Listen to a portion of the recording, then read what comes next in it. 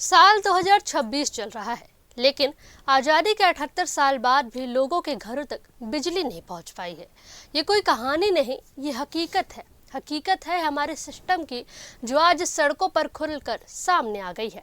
और इस हकीकत को उजागर करने वाले कोई एक व्यक्ति नहीं, बल्कि 5 ग्राम पंचायतों के करीब 10,000 आदिवासी ग्रामीण है। नमस्कार, मैं हूँ रागनी वर्मन और आप देख रहे हैं राष्ट्रीय जगत विजन न्यूज। आज जिस खबर की हम बात कर रहे हैं वो छत्तीसगढ़ के गरियाबंद जिले से है, जहां आज़ादी के 78 साल बाद भी आदिवासी गांव अंधेरे में है और उसी अंधेरे ने अब नेशनल हाईवे पर आंदोलन की शक्ल ले ली है।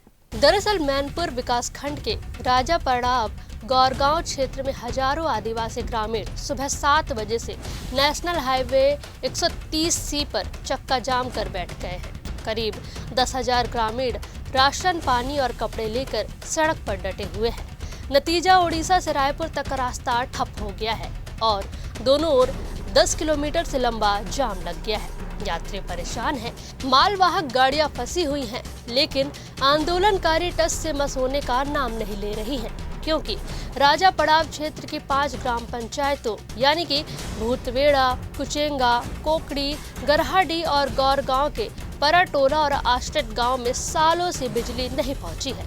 ग्रामीणों का कहना है कि आज भी उनके घरों में अंधेरा है, बच्चों की पढ़ाई प्रभावित है, रोजगार के साधन ठप हैं और इलाज जैसी बुनियादी सुविधाएं सपनों जैसी हो गई हैं। ग्रामीण साफ कह रहे हैं कि जल नहीं तो सड़क नहीं। यही वजह है कि यह चक्का जाम अब अनिश्चितकालीन कर दिया गया है।